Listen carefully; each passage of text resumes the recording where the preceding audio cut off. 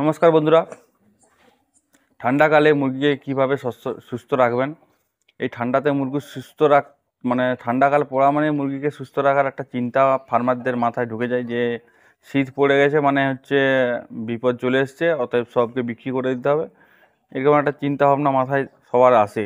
তো দেখুন, অ্যাকচুয়ালি শীত, গ্রীষ্ম, বর্ষা, যে ঋতুই হোক না, সবসময় যেটা লাইভ স্টক বিজনেসে সবসময় হচ্ছে রিস্ক থাকে, ঠিক আছে। এবার হচ্ছে মুরগির ক্ষেত্রেও হচ্ছে সেম একই। তো ওই প্রথমত প্রবলেম হচ্ছে যখন ওয়েদারটা চেঞ্জ হয়, সেই যে সময়টুকু, মানে যখন এই আজকের দিনে যে ওয়েদার চেঞ্জ হচ্ছে, কালকে অবধি দেখুন গরম গরম ভাব ছিল, কিন্তু হঠাৎ করে একটা ঠান্ডা ওয়েদার পড়ে গেছে। এই সময়টা ওদের জন্য সব থেকে মারাত্মক। তো এই সময়টা কিভাবে আপনি যদি ওদেরকে ঠিকঠাক মানে এরকম ভালোভাবে ব্যবস্থা করতে পারেন, ওদেরকে রিকভারি করতে পারেন কোনো রকম রোগ জ্বালা থেকে, তাহলে কিন্তু আপনার সাকসেস। আর এই সময়টা যদি না রিকভারি না করতে পারেন, এই সময়টা যদি আপনি যে কোনো রোগ জ্বালা হয়, ঠিক আছে, তো তাহলে মুরগির ক্ষতি হবে, মারা যাবে। তো এই সময়টাকেই আপনাকে সবথেকে বেশি গুরুত্ব দিতে হবে।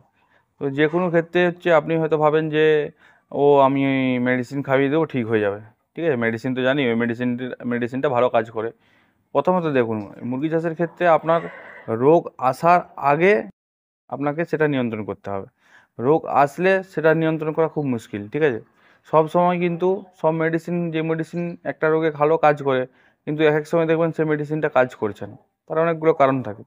তো সেই ক্ষেত্রে হচ্ছে প্রথমে হচ্ছে মুরগি চাষের ক্ষেত্রে হচ্ছে আপনাকে মানে যাতে না রোগ আসে সেটার ব্যবস্থা নিতে হবে, ঠিক আছে।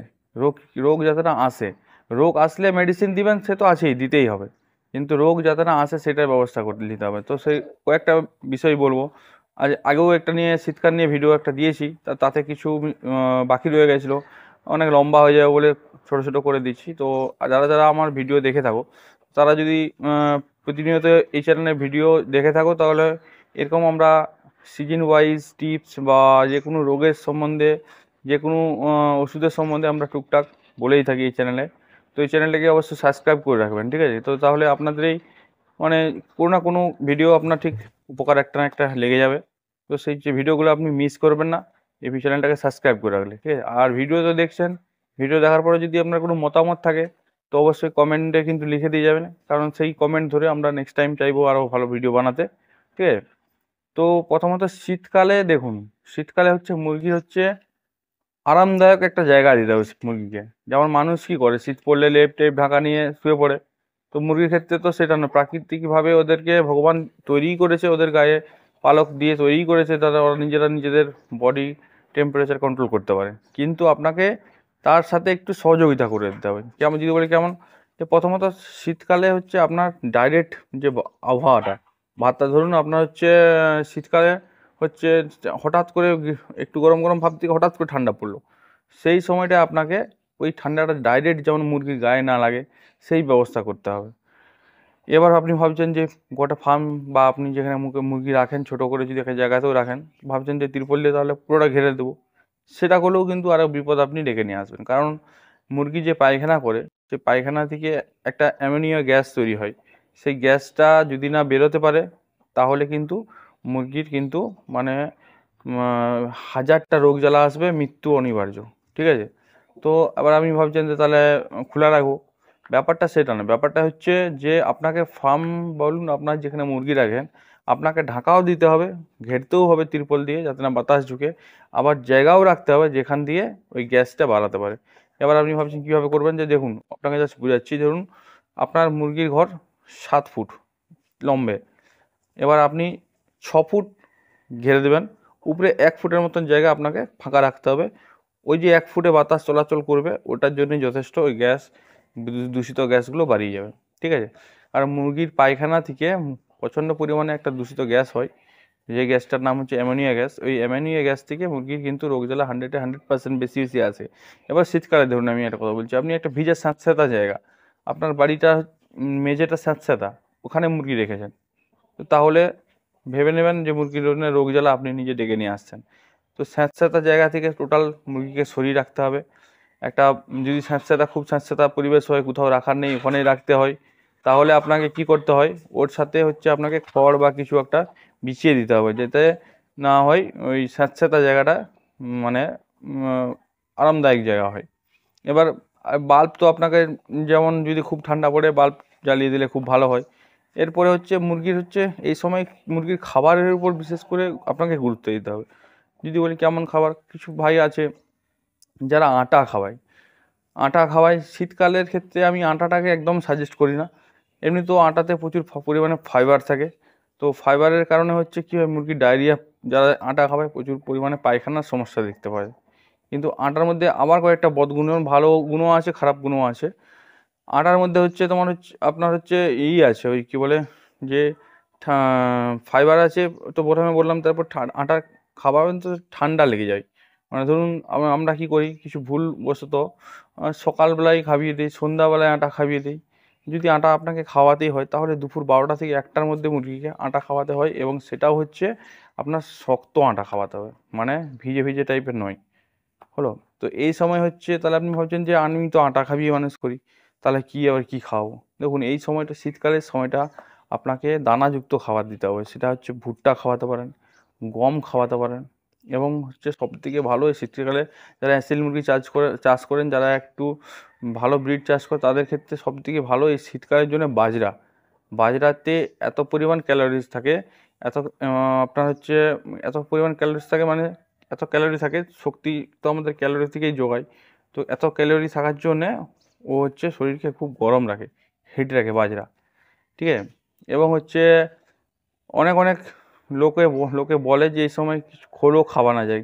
খোল বলতে সরিষার খোল, বাদামের খোল, সোয়াবিন খোল, ও তো শরীর হিট রাখে, কিন্তু মার্কেটের অবস্থায় অনেক জায়গায় অনেক কিছু পাওয়া যায় না। আবার খোলের ক্ষেত্রেও হচ্ছে খোল বেশিক্ষণ দিন থাকে না, আর আপনার হচ্ছে যদি খোল খারাপ হয়ে যায়, সেই খোল যদি মুরগিকে খাওয়ান তাহলে হিতে বিপরীত হবে। তো সেটা আপনি নিয়ম অনুসারে যদি খাওয়াতে পারেন তো খাওয়াতে পারেন, নচয় না তো আপনি হচ্ছে ওই ভুট্টা, গম এগুলো খাওয়াতে পারেন, খুব ভালো। এগুলো থেকেই আপনি মুরগিকে এ সময় সুস্থ রাখতে পারবেন। এরপর হচ্ছে মুরগির হচ্ছে খাবার তো হলো, এরপরে জল। এই সময় হচ্ছে মুরগি সবথেকে বড় শত্রু শীতকালে হচ্ছে জল। মুরগি অতিরিক্ত ঠান্ডা জলের কারণে মুরগি খেতে খোঁজে না, ঠিক আছে। ধরুন আমরাও যখন কী হয়, যখন শীতকালে জল কিন্তু মানুষও কম খায়, এই জন্য দেখবেন মানুষের শীতকালে ডাক্তার বারবার বলে যে জল থেকে অনেক রকম রোগ জ্বালা হয়, যেরকম মুরগির সেম কেস। আপনি হয়তো বুঝতে পারেন না, আপনি মুরগিটাকে ঠান্ডা জল দিয়ে দিলেন, কিন্তু মুরগিটা খেলো না দেখলেন নি, আপনি ভাবলেন যে অল্পই খেয়েছে, শীতকালে কম খেয়েছে, কিন্তু না, মুরগিটা ঠান্ডার জন্য জলটা খাচ্ছে না। তো আপনাকে এই সময় একটু উষ্ণ জল দিতে হবে, বা একটু রোদে, মানে জলটা একটু জাস্ট একবারে কুল ঠান্ডা নয়, এরকমভাবে জল আপনাকে দিতে হবে। তো সেই ক্ষেত্রে আপনাকে জলের যে ব্যাপারটা আছে, জল হচ্ছে পরিষ্কার জল দিতে হবে।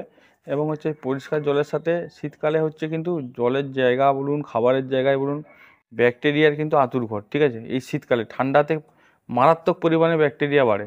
দেখবেন শীতকালে খুব ঠান্ডা লেগে যায় মুরগিকে, কারণটা কি, শীতকালে ব্যাকটেরিয়ার এত উৎপাত, তো সেই কারণবশত সেই ব্যাকটেরিয়া মুরগির শরীরে যায়, সেটা থেকেই মুরগির কিন্তু ঠান্ডা লাগে। তো আপনাকে এই সময় একটু মুরগির খাবারের জায়গাগুলো যেগুলো আছে সেগুলোকে খুব কিন্তু প্রায় ধুতে হবে সাবান দিয়ে। এবং আমাদের আগের ভিডিওতে আমরা বলেছি যে কিছু কিছু আপনারা এখন বাড়িয়েছে, আপনার হচ্ছে লিকুইড বাড়িয়েছে, সেগুলো দিয়েও আপনারা ধুতে পারেন, খুব ভালো। আর ওগুলো যদি না ব্যবহার করেন তো এমনি সাবান দিয়েও আপনারা ওগুলো ধুতে পারেন। তো পরিষ্কার পরিচ্ছন্ন প্রথমত মাস্ট রাখতে হবে শীতকালের জন্য, ঠিক আছে।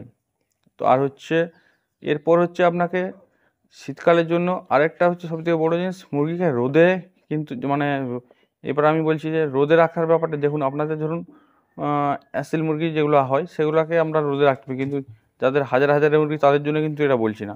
যারা কিছু সংখ্যক মুরগি রাখে তারা সকালবেলা অন্তত মুরগিকে রোদে রাখাবেন, কারণ ওদেরও দরকার আছে শরীরে, ঠিক আছে, শীতের সময়। আর আরেকটা কথা হচ্ছে, মুরগিকে এই সময় যদি আপনারা ইমিউনিটি বুস্টার খাওয়ান, ঠিক আছে, খুবই কিন্তু ভালো। ইমিউনিটি বুস্টার এই সময় যদি চালিয়ে যান, মাসে একবার দুবার, খুব কিন্তু ভালো, ঠিক আছে। এর সাথে সাথে আপনারা খাবারে জলে হচ্ছে ভিটামিন সি খাওয়াতে পারেন। ভিটামিন সি এর সাথে আপনারা আয়ুর্বেদিক কিছু ট্রিটমেন্টও করতে পারেন, যারা হচ্ছে আদা, রসুন, পেঁয়াজ এগুলোর রস খাওয়াতে পারেন, কালো জিরার রস খাওয়াতে পারেন, ঠিক আছে? তাতে মুরগির শরীরে টেম্পারেচার ঠিকঠাক থাকে, কোনো টাকাও খরচা হয় না, প্লাস হচ্ছে মুরগির কোনো সাইড এফেক্টও হয় না এসব কেসে, ঠিক আছে? এগুলো খাওয়াতে পারেন। আর লেবুর রস খাওয়াতে পারেন, ভিটামিন সি ওটাও খাওয়াতে পারেন জলের সাথে দিয়ে, বেশি জল খাবে। আর ওর সাথে যদি আপনি হচ্ছে যদি আপনি লেবুর রস টেবুর রস না পান, জল যদি মুরগি না কম খেতে খুঁজে, তাহলে একটা ভিনিগার পাওয়া যায়, ভিনিগারও খাওয়াতে পারেন আপনি এই সময় মুরগিকে, ঠিক আছে? তো প্রথমত জল কিন্তু খাওয়াতে হবে প্রচুর পরিমাণে মুরগি যেমন মানে যতটা মুরগি জল খায় সেভাবেই খাওয়াতে হবে, যেমন না জলের ঘাটতি থাকে শরীরে, তা থেকে কিন্তু বেশি বেশি রোগ আসে, ঠিক আছে? তো এইগুলো হচ্ছে আজকের এই ভিডিও নিয়ে এই কথাটাই ছিল। তো ভিডিও আর কিছু লম্বা করলাম না।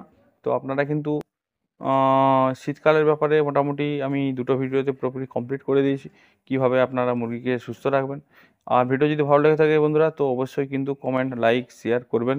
ফেসবুক থেকে যদি দেখে থাকেন তো অবশ্যই কিন্তু ফলো বাটনটা দাবিয়ে দিয়ে যাবেন, কারণ এরকম ভিডিও আমরা দিতেই থাকি, আগেও বলেছি, আপনাদের কিছু না কিছু কাজে লেগে যাবে। তো আজকের মতন এইটুকুই, নেক্সট ভিডিওতে আবার দেখা হচ্ছে।